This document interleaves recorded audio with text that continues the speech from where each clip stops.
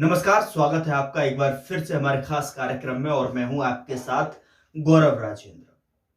Ajay astro money गुरु जो कि global स्तर पर एस्ट्रो फाइनेंस डिजिटल एकमात्र ऐसा चैनल है जो कि 42 कम्युनिटीज का एनालिसिस आप तक पहुंचाता है। दरअसल कॉलमन फंड सावधानी से सीबीओटी अनाज बेचते हैं क्योंकि यूक्रेन के लिए निर्यात की उम्मीदें बढ़ती हैं।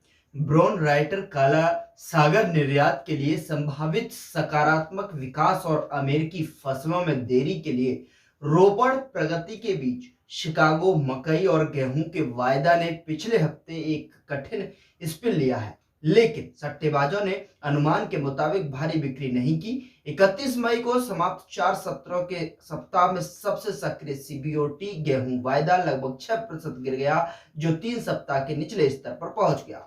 सर्वाधिक सक्रिय मकई 2.4 गिरा और 2 महीने के निचले स्तर पर पहुंच गया। उस सप्ताह के दौरान मनी मैनेजर्स ने सीबीओटी मकई वायदा और विकल्प में 25,506 अनुबंधों ने अपनी तेजी की स्थिति में कटौती की। क्या कुछ माजरा है, देखिए इस रिपोर्ट में।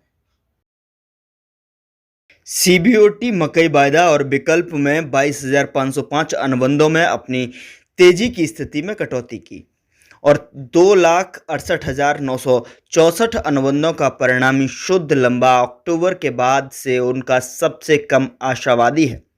US commodity futures trading commission के शुक्रवार के आंकड़ों से यह भी पता चला है कि मनी मैनेजर्स ने 31 मई तक 7,230 सीबीओटी गेहूं वायदा और विकल्प अनुबंध बेचे, जो उनके शुद्ध लंबे 15,024 अनुबंधों को पार कर गए।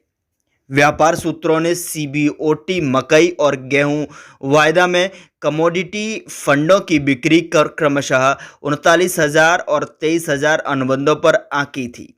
हालिया ट्रेडिंग वॉल्यूम मजबूत नहीं रहे और गेहूं में ओपन इंटरेस्ट विशेष रूप से कम बना हुआ है।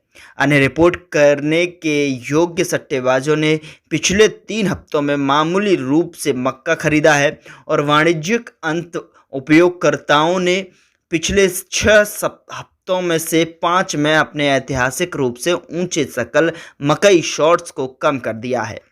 सूचकांक व्यापारियों ने पिछले 2 हफ्तों में मक्का और गेहूं दोनों की स्थिति को आसान बनाया है। मॉस्को ने शुक्रवार को संयुक्त राष्ट्र के अधिकारियों और सेनेगल के राष्ट्रपति से कहा कि वह अवरुद्ध यूक्रेनी अनाज निर्यात को मुक्त करने के लिए तैयार है। हालांकि यह यूक्रेन और पश्चिम को समस्याओं में के लिए दोषी ठहराता है। काला सागर निर्यात को सुविधाजनक बनाने के लिए रूस बुधवार को तुर्की के साथ बातचीत करेगा।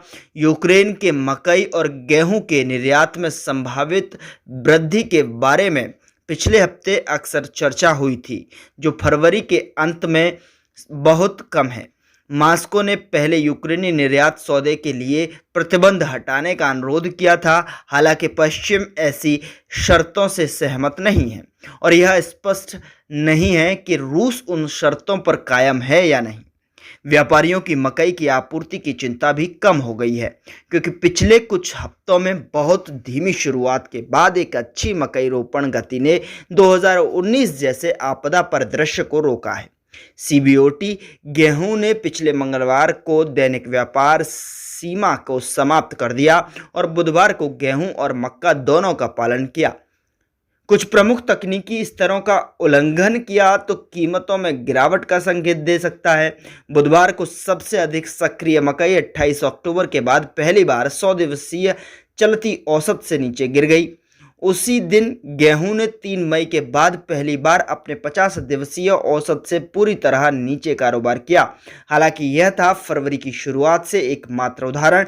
शुक्रवार के माध्यम से मकई वायदा मुश्किल से 100 दिन से ऊपर रहा और गेहूं 50 दिन से नीचे कारोबार करता रहा।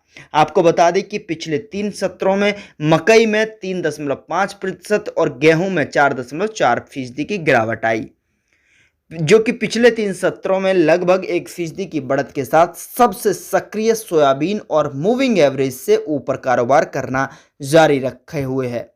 इसके बाद 31 मई को समाप्त सप्ताह में 0.6% की गिरावट आई। हालांकि मनी मैनेजर्स ने अपने शुद्ध लॉन्ग में लगभग 1500 सोया वायदा और विकल्प अनुबंध जोड़े, जो 16,04,630 तक पहुंच गया। निवेशक यह देखने के लिए इंतजार कर रहे हैं कि अमेरिकी सोयाबीन की बुवाई कैसे खत्म होती है, खासकर नॉर्थ डकोटा में जहां प्रयास रिकॉर्ड धीमे हैं, तो वहीं अगले एक सप्ताह में उत्तरी राज्य के लिए सूखे के पूर्वानुमान से वहां के किसानों को कुछ अच्छा काम करने की अनुमति मिलनी चाहिए। हालांकि सभी फसलों में संभावित रकबे में बदलाव अभी भी अज्ञात है। जब सट्टेबाज वास्तव में लंबे होते हैं तो तेजी से बिकवाली हमेशा एक जोखिम होती है, लेकिन जब कीमतें ऊंची होती हैं और फंड आज की तरह तेज होते हैं तो बिक्री कभी भी तेज नहीं होती। उदाहरण के लिए मकई में सबसे बड़ी बहु सप्ताह की बिक्री 2015 और 2019 के बीच विभिन्न बिंदुओं पर हुई।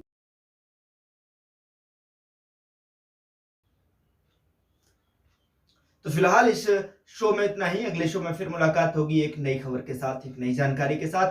तब तक के लिए आप अपना रखिए ख्याल और देखते रहिए अजय एस्ट्रो मनी गुरु। नमस्कार।